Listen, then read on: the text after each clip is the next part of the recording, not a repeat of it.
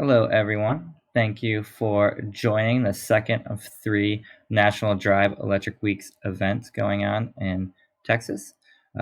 This event is uh, about electric vehicles in Texas, as the name implies. We have a great panelist of speakers coming up that we're about to get into.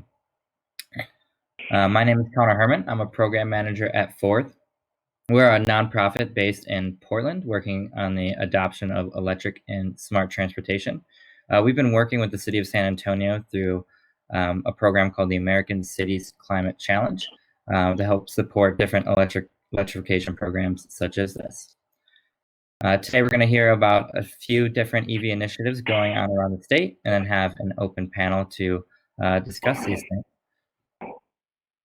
Before I introduce our moderator, I'll remind people that you can use the question feature at the top of your window to pose any questions to the panelists. And then after some pre-thought up questions, we will get to yours and have a discussion.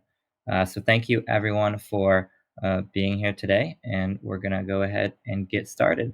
So I'm gonna pass the torch over to our moderator, Harley Hubbard, the Sustainable Transportation Manager for the Office of Sustainability at the City of San Antonio.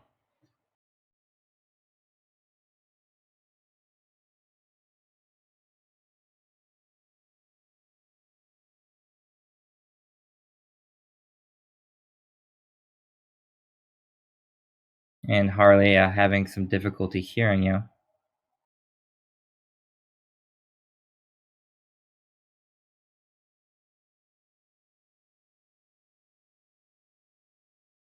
All right, Harley seems to be having a few technical difficulties, so I will go ahead and introduce our panelists. So we have Bobby with Austin Energy, Smitty with the Texas Electric Transportation Alliance, Michael Conklin of Evolve Houston, and then Andrew Higgins with CPS Energy. And then when Harley gets back on, she can do a quick introduction for herself as well. So we have a few short slides from a couple of the panelists to introduce themselves and their programs. So we can go ahead and switch over to that.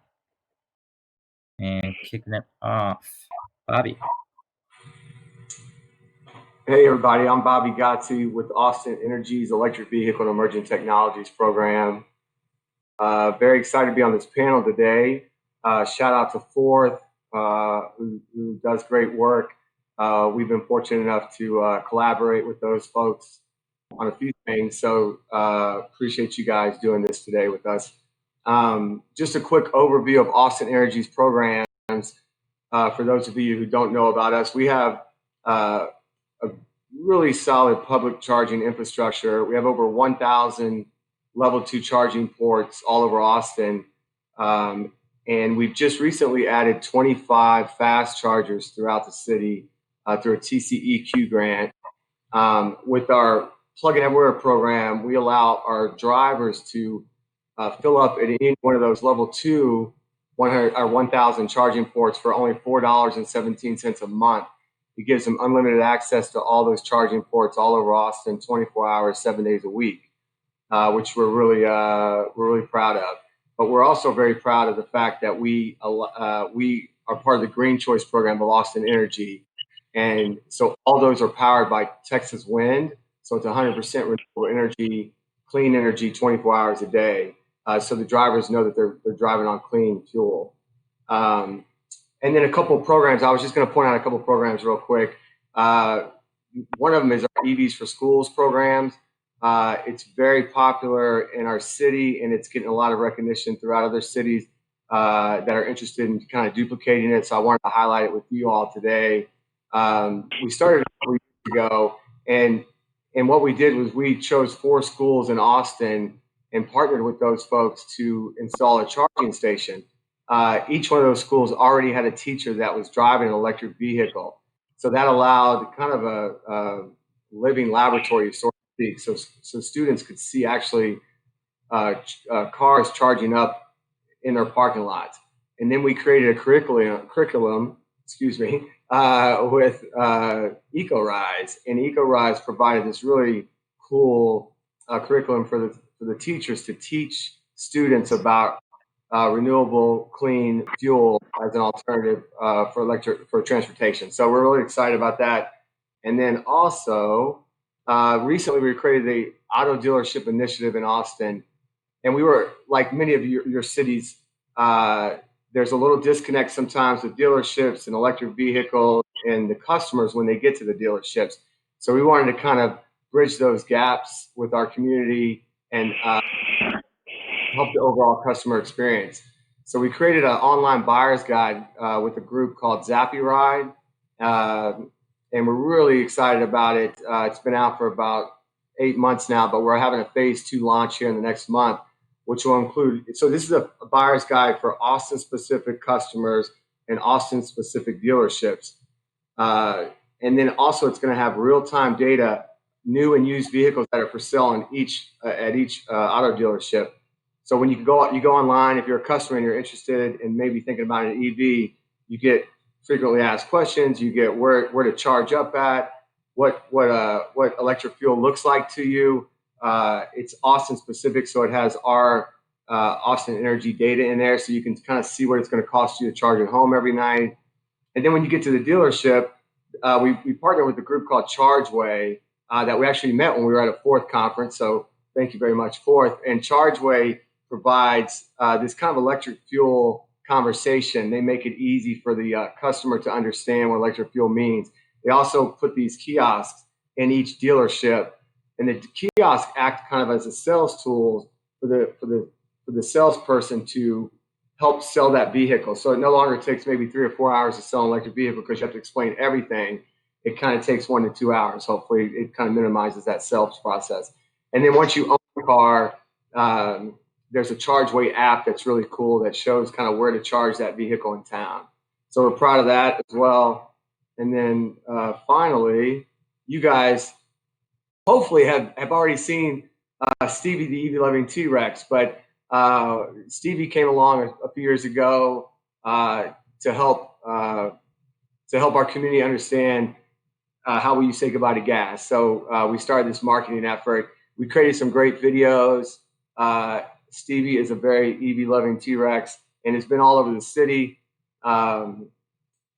As you can see, we've had him at Earth Day events, at conferences. He's been an energy thought leader at the Energy Thought Summit. Everybody loves him, from kids to adults. So if you haven't seen Stevie, go check him out on pluginaustin.com. Or if you want to look at the buyer's guide, there's Stevie videos there as well as ev.austinenergy.com. And with that, I will turn it over to the next person. Thank y'all. Awesome. Thank you, Bobby. All right, we will do a little test here to see if Harley's audio is back on. You want to go ahead, Harley? Yeah, hey everyone, can you hear me this time? Yes, sounds great. Perfect. And now we're going to go ahead and pass it over to Smitty, who has a short presentation for us as well. Hi, everybody. My name is Tom Smith, better known as Smitty, and I've been doing environmental policy here in Texas for about 40 years. And we have recently formed a group called the Texas Electric Transportation Resources Alliance, which basically does policy at the state level. And what we've done is we've gotten some of the people from the utilities and from charging companies and from EV manufacturers, environmental and consumer groups all in the same room and are trying to answer the big questions about how do we transform transportation in Texas to electric. Next slide, please.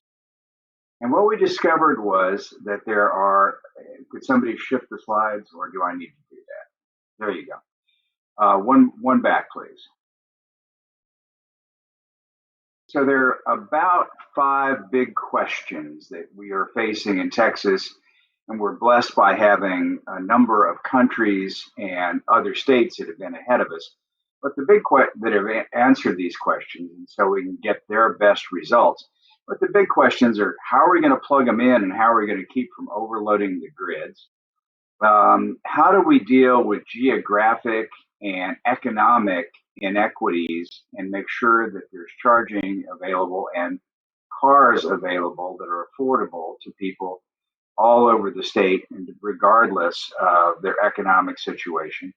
What consumer protections should we put in place? And then how do we assure that we recycle the batteries at the end of their life? Next question, slide, please.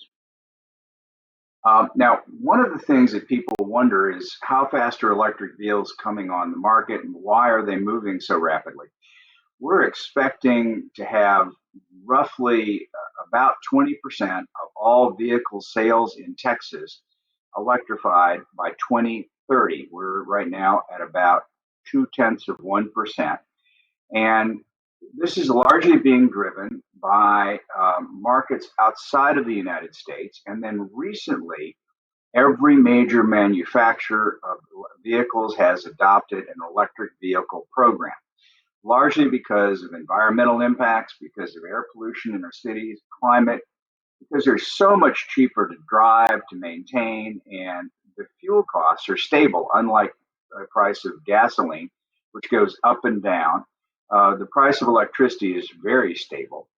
And the Asian and European countries are looking at this as their Henry Ford moment, where they can get ahead of the United States and produce products that are going to be sold around the world, especially in emerging countries. And the one that's absolutely the coolest is you don't have to power them with coal and natural gas. You can use renewables.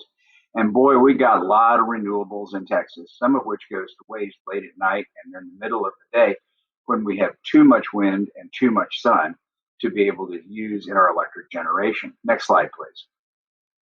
So we're headed off to the next legislative session, and we're looking to do an omnibus bill that would involve some things at the Public Utilities Commission, over at the Department of Licensing and Regulation, that would determine how we inspect them, chargers, what the fees ought to be, how are we going to do roadside labeling to make sure people know where all these chargers are, some stuff over at the Environmental Agency in terms of making sure that there are funds available to help afford these vehicles.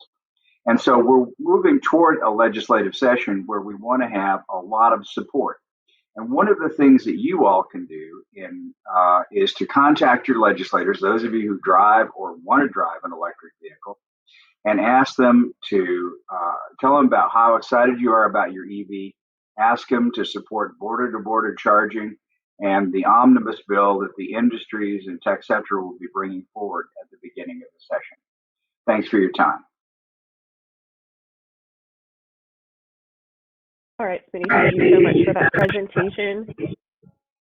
Now, before we get into the Q&A, I wanted to give Drew a moment to kind of introduce himself and his position and his experience with EVs, as well as Michael. Drew, go ahead. Howdy. I guess I want to first make sure everyone can hear me okay. Excellent. Okay, so I am relatively new to the utility space. I've only actually been employed at a utility for a little over a year now. My background is in financial services and automotive manufacturing. I'm a recent transplant from Detroit, Michigan, where I worked at General Motors. I have a rather deep knowledge of EVs and manufacturing, as well as data that goes behind them. And I'm bringing that background to leverage it to help CPS Energy in its transition, the whole, in fact, entire city of San Antonio as it transitions to sustainable transportation. This is critically important for San Antonio for multiple reasons. The biggest one is obviously San Antonio is a blue collar town, and the impact of internal combustion engines on San Antonio are severe. Higher rates of asthma, along with the financial kind of sine wave that is the petrochemical business, has degradable impacts on our entire city. And one of the we'll call it saving graces of technology, in this case EVs, is that it can fix a lot of those problems. And so as we position ourselves, that's the city of San Antonio, for the future, we look at EVs as one of those tools that's going to help San Antonio kind of transition and get a step ahead as the seventh largest city in the United States. We have some catching up to do, but I feel we are more than adequately positioned. Additionally, CPS Energy just so happens to be the #1 utility in Texas for solar, the #2 utility in Texas for wind, and so we're well positioned to not only do a transition in terms of transportation, but also renewables, because what's going to be driving those EVs we put on the road will be predominantly renewable energy. And I kind of want to take a step back and say, the things that drive, or the ideals that drive CPS Energy are really 7 pillars. There's reliability, which is #1, or we'll call it 1A, and customer affordability, which is 1B. And so those two things, reliability and affordability, are always kind of front and center. Follow that is security. We want to make sure that our grid is safe, which dovetails into electric vehicles as they're more and more rolling IP addresses than they are rolling, mini enclosed explosions. We want to make sure that whatever we do is safe. Then there's safety, and we found that EVs are significantly safer than internal combustion engines for a myriad of different reasons, not to just include design and the fact that they're not carrying 20 gallons of explosive, but also with these new systems that come on EVs because they're new. We call them ADAS in the automotive industry, but basically these systems provide a safer environment for our customers. And then the last two, environmental responsibility and resiliency, right? And so environmental responsibility, that's an obvious one. It kind of fits well in. But the resiliency piece is something that we're looking kind of in the future. We're exploring and looking into V2G as a way to supplement kind of our grid infrastructure. If everyone doesn't know what V2G is, that's vehicle to grid.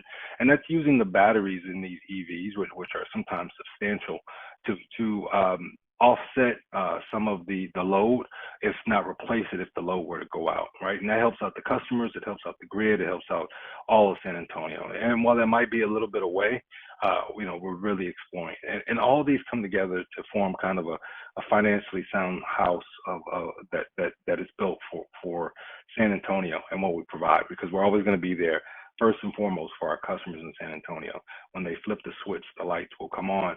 And more often, what we hope to is when they turn the key, the engine will come on. In this case, most likely pushing the button, or if you're in a Tesla, just step on the brake. Other than that, all our business decisions are based upon our commitment to being, one of the best managed and most financially responsible utilities in the nation. All right, thank you, Drew, so much for that introduction. Michael, would you like to introduce yourself, your position, and your affiliation? Absolutely, thank you. And I'm very happy to be on this today with such great panelists, really impressive stuff. My name is Michael Conklin, and I'm an external engagement manager at Centerpoint Energy. And I'm also the co-founder and advisor to Evolve Houston. Evolve Houston is a public-private partnership, and we're built on the common goal of improving regional air quality by electrifying transportation in our region. Our roots go back to Mayor Sylvester Turner and his announcement of a climate action plan back in, I guess that was 2018. Back in 2018, he announced that climate action plan. We knew that both for air quality reasons and for greenhouse gas emissions generally, we knew that the major contributor was transportation. So we needed some way of taking that on. Through Evolve Houston, we're able to engage and convene a regional conversation whereby the multiple parties who see the health, economic, and just energy and cost to the public benefits of electrified transportation can work together on common goals. And we've been running for just about a year. We've got, actually it'll be a year this month. We've got a number of programs focused on everything from infrastructure to awareness and policy, focused at the regional level and at the state level. Really admire the work that Smitty does. And I'll save the details for later in the conversation, but we've got some really great things we're doing. If you're in the area, I encourage you to go on to evolvehouston.org, and there you can see more about our roadmap. Our goal is to get to 30% of new car sales by 2030, 30 by 30. And we've got a number of programs that we're running right now, whether you're a consumer interested in electric vehicles or you're a fleet interested in electric vehicles. Evolve Houston has something that can help you. Thanks, Michael. That was a great introduction. So now we're just going to dive straight into our questions. We're going to start with Bobby, but everyone's going to get a chance to answer this one. What requests do you most often hear from your local EV community, and how does your organization plan to meet those requests? I'm sorry, repeat the first part. I hit the button and it made a noise. I'm sorry. Say it again. Oh, no problem. What requests do you most often hear from your local EV community? What does the EV community, what are the EV drivers saying that they want, and how does your organization plan to meet these requests? Well, I mean, we, so Austin Energy is a municipality. So we're basically a city department, similar to CPS. And a quick shout out to Paula Gold-Williams, CPS. The leadership there is quite phenomenal. So we appreciate her down the street from us. But yeah, Austin Energy is a city department. So council and the mayor is kind of our supervisors, so to speak, and they're hired by the community. So we're very much with a finger on the pulse, so to speak. And so the infrastructure was a huge issue for us starting out. So we wanted to create a pretty robust infrastructure. We just recently had the fast charging set up to major corridors in certain parts of the city because what we're hearing from the TNC community, the Ubers and Lyfts and the delivery companies, is if they had some fast charging infrastructure that they would be able to transition to electric fleets. And so we try to respond there accordingly quickly, and we created that. And then we also have great rebate programs. But I would say that you know, ideally they would want to be able to charge for free, and we try to make it as close to free as possible. But I don't know that they understand completely the infrastructure cost that goes into it. And so we try to balance affordability and reliability with cost effectiveness for us as a city department. So thank you. Thank you. Smitty, would you want to take a stab at that? Sure. Number one thing we hear from our members is they want charging all across Texas. The cities of Austin, San Antonio, and Houston, Dallas are all committed to putting chargers in their urban areas. But in order to get from Borger to Brownsville or El Paso to Orange, we're going to have a network of charging stations, fast charging stations at towns about every 50 miles across the state that sort of are the equivalent of a gasoline station where you can stop and take a break, go to the bathroom, get some sodas or whatever, and get back on the road while charging your car. And so there is a proposal that we've put together that we are going to share with the Texas legislature and have shared with the folks who are administering the Volkswagen Fund to create a network of border-to-border charging stations. And in addition, we also know that in order to make this equitable, we have to make sure that there are special provisions to get charging systems out into rural communities and into low-income communities as well, or that entire parts of the state will be left behind, like we're seeing currently happening as a result of the digital divide that says that about a third of people in Texas can't work from home because they don't have access to adequate broadband, or about a third of school children can't go to school because they don't have access to internet that is of sufficient quality to be able to handle the nonstop Zoom meetings that schools now are requiring. And so this is a crisis that we can avoid if we put the system in place. The good news is we have time. This particular session, what we're hoping to do is get universal access to electric vehicle charging established as a principle for the state, as it is in the major urban communities. Thanks, Smitty. Drew, what are you hearing from San Antonians?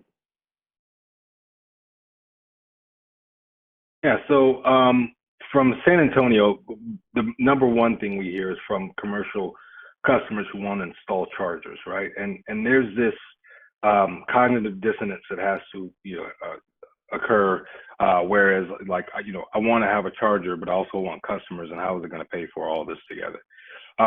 This is not a question that is like localized to San Antonio. Obviously, Austin has put in a robust infrastructure, and we like what they've done. However, there's some significant fiscal challenges to doing so. But great job, Austin. Love you guys. and I can tell you, matter of factly, that the San Antonians who travel to Austin let us know that they like the type of you're always within 10 miles basically of a charger. That being said, there's a psychological transition that has to happen. I'm an EV owner.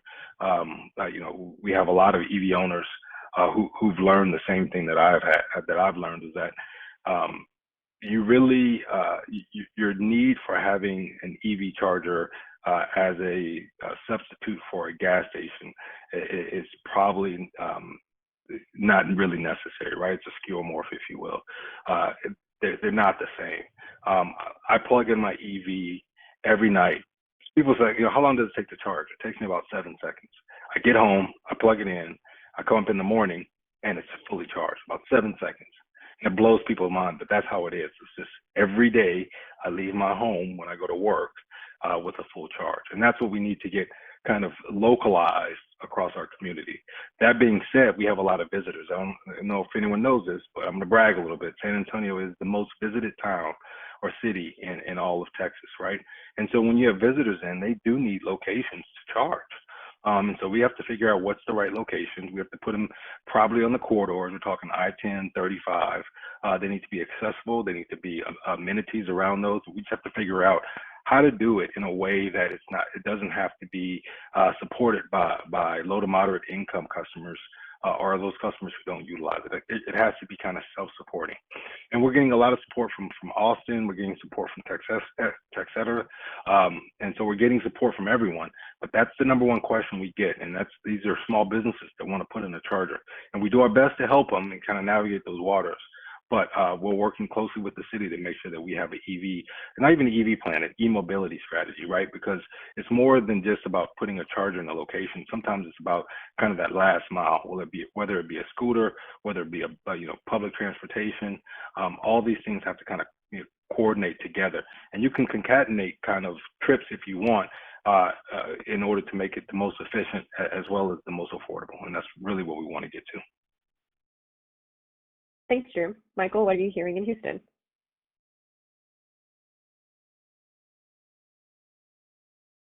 I think you're on mute, Michael. Thank you. We get a lot of questions, and it really depends on the forum, but I'd like to probably pull an example from the beginning of the year when we had an activation at the Houston Auto Show and we were out talking to the public. That was a really fun event. And it's really helpful to, get one-on-one with the general public who, if you're an EV driver, you might forget how much people don't know about EVs. And so, just going real quick through some of the common questions, things like, where will I charge? And aren't these cars insanely expensive? When is there going to be an EV with a 500 miles of range? When can I get an EV pickup truck? And for businesses, how do I get an EV that suits my business needs? Where are you going to charge for the most part? It's going to be at home. Most of your charge, I only charge publicly out of, kind of what the heck, or if I'm traveling in between cities. If you're just around town, which most of my driving is, then I'm just always going to be charging at home. And like Drew said, it's 7 seconds. I don't really think about how long it takes me to charge my card. I don't think about how long it takes me to charge my cell phone. I just plug it in when I need to charge.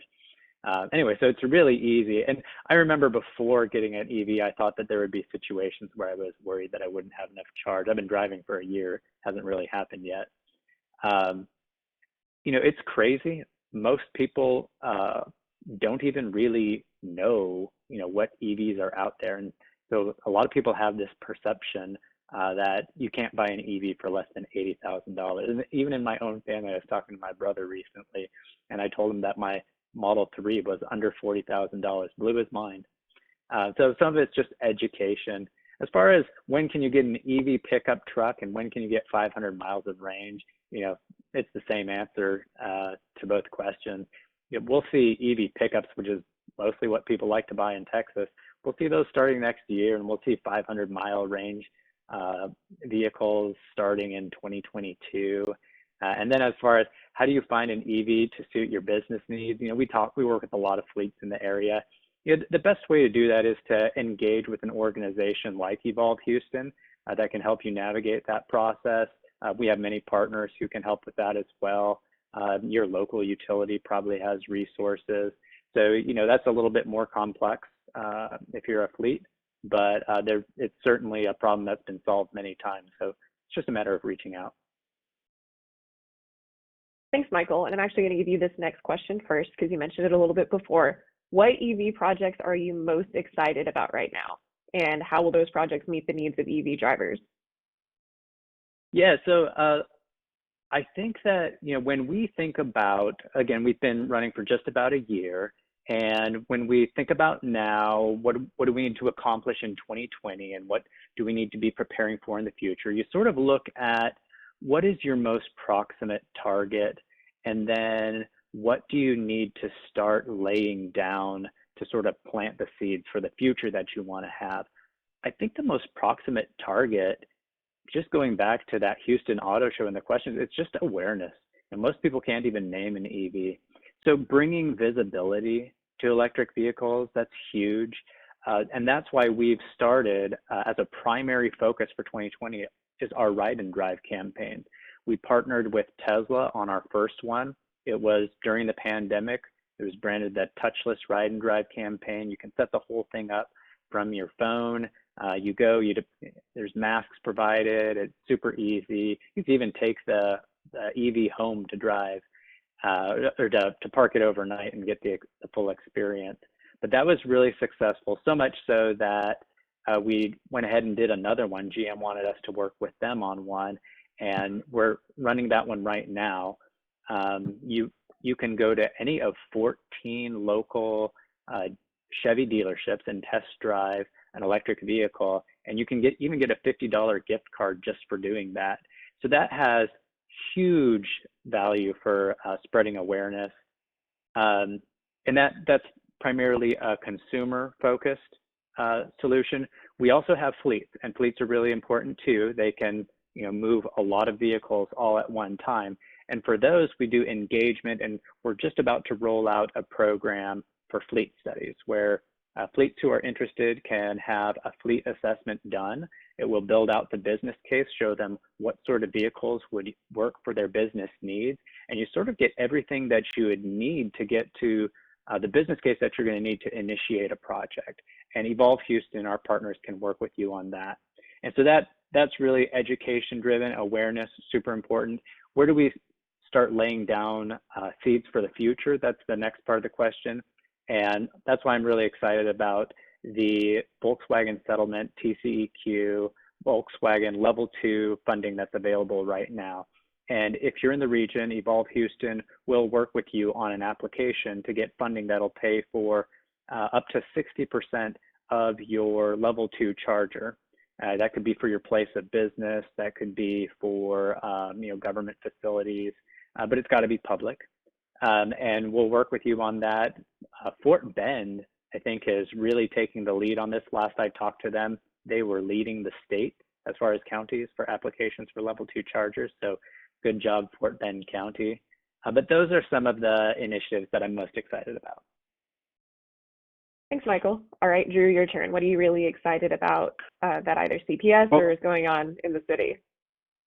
From CPS Energy's perspective, we have our ongoing kind of subscription service similar to what they have in Austin Energy. It's a little bit more expensive. It's about approximately $6 a month, but it's unlimited charging. And so when you sign up for a year and you can charge at any of our multiple charging locations across the city, and which is a great deal, especially for those who are still coming into work. You can always find an empty charger someplace downtown, charge your car, and be on the go. We have 2 programs that are upcoming. We have our managed charging program. With that program, once you purchase an EV, we will help with the purchase of a charger, and with the conditions that you allow us to help monitor your charging. And we'll give you a reduction in your bill. It's basically a rebate for charging at night. And it's a pretty good deal because you already charge at night anyway, right? And so it's almost like free money to charge when you're probably supposed to. And then finally, there is our time of use program that's coming out, and it's going to be a time of use rate. And that's going to help individuals that generally have large loads in terms of electricity usage, to help kind of shift that load to an off-peak time. And so those programs I'm all really excited about. And then from the future, we're looking to help small businesses, especially like boutique shops and little commercial businesses, help them operate small chargers. And so that's going to be coming. That's going to be an awesome program, especially as we kind of emerge from this pandemic, and we want people to kind of get back to a new normal, where they can safely, go to their favorite delicatessen or their favorite sandwich shop or burger joint, preferably in the EV, get a meal, sit, and enjoy it while the EV charges, and really get out and enjoy San Antonio. Thanks, Drew. All right, Smitty, what are you really excited about? I'm really excited about this upcoming legislative session.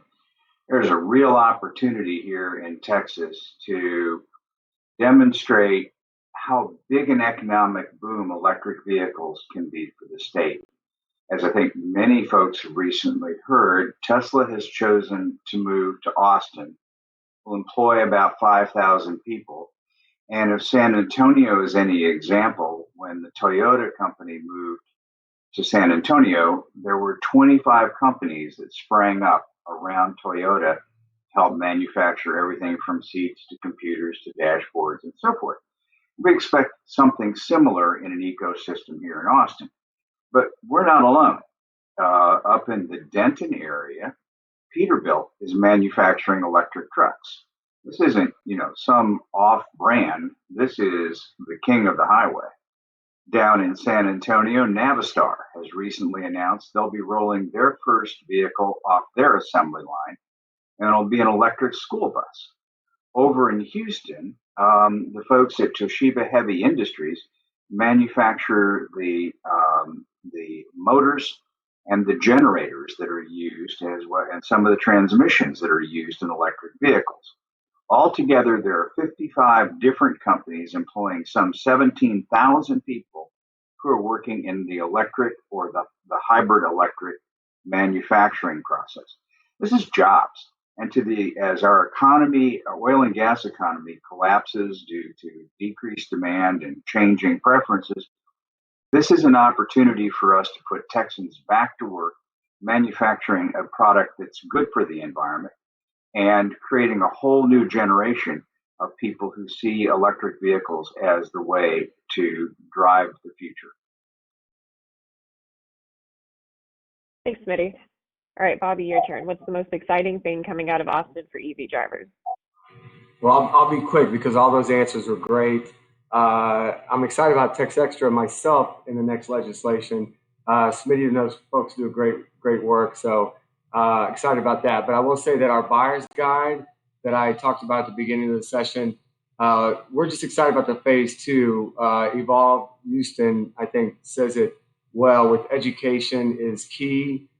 People aren't buying these products tomorrow. You don't talk to them today and they go out tomorrow and go, oh, wow, what a great idea. I'm going to go buy that new car. So it's a process of education. We know it's not, 4 months from now, it could be next year, but you want them to have enough education to, by the time they start thinking about that vehicle, they'll think EV. And so the buyer's guide will do that. It also allows people to see that it's not just a $40,000 or $50,000 vehicle. You can get a used vehicle for $10,000 or $8,000 right in your own backyard. So this is Austin specific, Austin auto dealerships that want to participate and want to sell the vehicle. So we're super excited about the buyer's guide. We think it's going to be a real customer centric program here in Austin.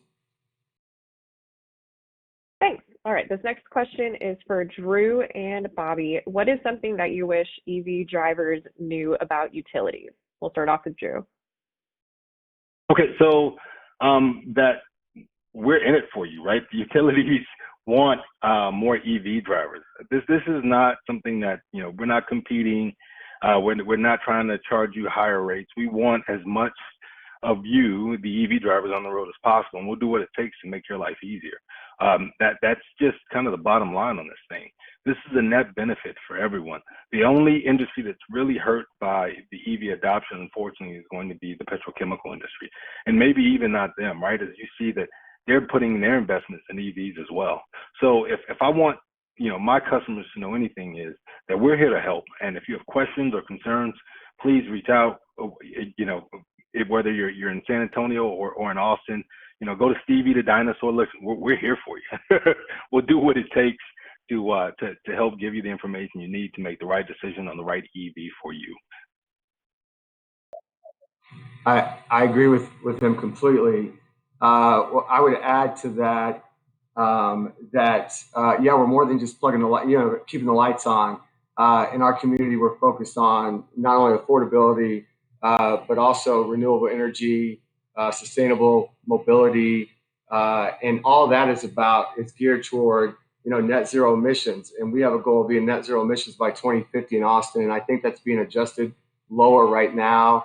You know, transportation has become the number one issue in our community, and I think it's becoming the most issue in most communities. So, you know, Austin Energy is more than just the lights on. It's about trying to help you breathe cleaner air. So that's important. Can I chime in on that one too? Right. Of course. I mentioned at the beginning, so I'm a co-founder of Evolve Houston, but I also work for CenterPoint Energy.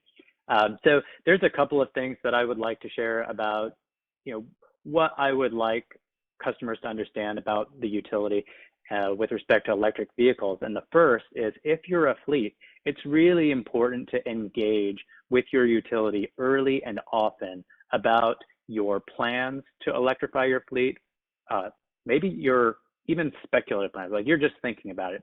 It would be good to have that conversation early, because you might be on a 6-week acquisition cycle for something that might take much longer for infrastructure. All of those bridges can be gapped when we talk about it at the outset. So if you're a fleet, talk to your utility early and often. If you're a consumer, would like you to know that not only are these vehicles really fun to drive, not only do they have great sustainability benefits that keep you and your neighbors healthier and happier, but they also have the ability to make everyone better off. The grid actually provides this platform where you have access to affordable, clean energy. And every electric vehicle has the ability for you to set when you want it to charge. So, you know, Smitty mentioned it earlier, that in the nighttime, we have excess wind capacity, clean energy that just goes unused. They have to curtail it. You could be part of the solution to that by setting your electric vehicle to charge, like I do, between, say, 10 and 5 a.m. By doing that, you're using that clean energy. You're also sending more kilowatt hours through our grid resources, which increases the utilization of that asset and makes everyone else better off, because it reduces the average cost of electricity. So those are some of the things that I wish that consumers, whether they be fleet or whether they be residential, would like to know. Thank you, guys. These are all great responses. All right, Smitty, this next one's for you, but anyone's welcome to jump in. Is there anything being done to coordinate at the state level between all of the local and regional EV initiatives? Oh, you bet. I mean, TechCetera sort of serves as a forum for those conversations. Monthly, we have 50 or so people who join in on a Zoom call, which, by the way, is a form of electric transportation. We have decided to adopt them. The Zoom idea is a member of our strategy.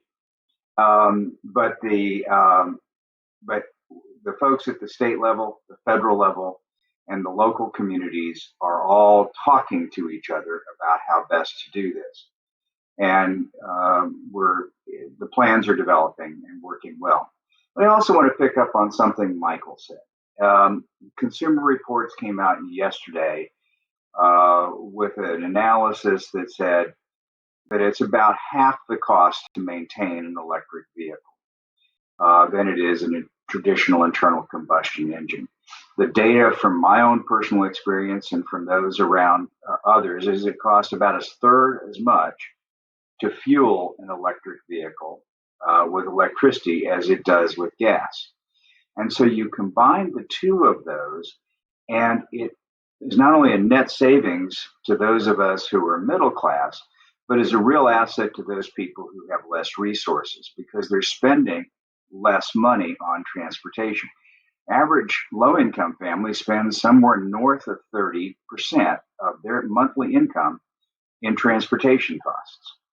The average middle-class family, 13%.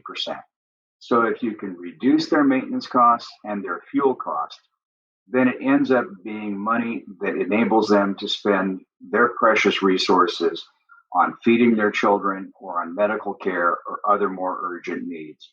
And so it's a win-win-win for all of us when we provide electrified transportation to those who have less funds available to meet their monthly needs. Thanks, Smitty. All right, so speaking of maintenance, we do have a question about EV maintenance, more specifically the auto mechanic industry. How is that industry adapting? What can we do to help auto mechanics retain their jobs, but also serve the electrification movement? Are there any incentives for traditional, I guess, ICE mechanics to train up on EVs? Is it really that different? Who would like to take that one first? I would love to take this one. This was one that was near and dear to my heart, even when I wasn't working at a utility. There's a group at GM called Customer Service and After Sales, and they've been studying that question like really closely. One of the problems legacy automakers have is they don't have a clean sheet, right? They have all this kind of legacy cost along with the transition to EVs that, like, a Tesla does not have. It's going to be a transition, right? I'm not going to give the narrative that it's all going to be unicorns and fairies. It's going to be a little painful. That being said, the model that seems to be winning is a Volkswagen model, where it's going to be more of a support, where they're going to offer everything from charger installation to basically substitute vehicles for travel, right? So I'll use the example of Volkswagen. They have an ID3 in Europe, and what they're going to do is their dealers are going to offer the ability to transition to a longer range vehicle if you need it. That way you can have the ID3, which has a range of somewhere around 120 miles, and you can use that to your, while you're in the city. But for those 1 or 2 times of the year where you really need to travel some distance, you just drive into the dealership, they toss you the keys, and the virtual keys, basically the encryption key to the next vehicle, and you'll get your long range vehicle to be able to travel around Europe. And so that kind of model seems to be kind of working, and so it's transitioning from a service that really didn't add a lot of value to customers, to be honest with you, right? Because you walk into a dealership and you have to haggle for all these prices. Are you getting a good price? They have all these additional services that they offer that may or may not have value. You don't know exactly what you're paying for, and it caused a lot of discontent. And we're going to move to a model where everything's clear, everything's easy to understand, and all these additional services have real value, whether it be buying a charger, getting it installed, figuring out what the best rates are for the utility, to getting loaner vehicles for when you need to do something different from the vehicle that you have. Smitty, you mind if I follow up? Please go ahead. Just real quickly, in Austin Energy a few years ago worked with our community college, Austin Community College, and we created kind of a continuing education program with those folks. And And what it involves is basically EV 101 and how to work on those EVs to try to give these students, these continuing education students that maybe are going back to school to try to learn a new trade, gives them an advantage maybe in the mechanic world or in that arena for them. So they can go to Austin Energy and there's a few classes that they can sign up for that are specific to EV education and how to work on EVs properly and the differences between the vehicles, because yes, there's huge differences between the vehicles. By the way, if anybody doesn't know this, EVs don't have oil. That's it. Thanks for the reminder. Smitty, did you have something to add? Yeah, and this is a big issue, particularly for large fleets.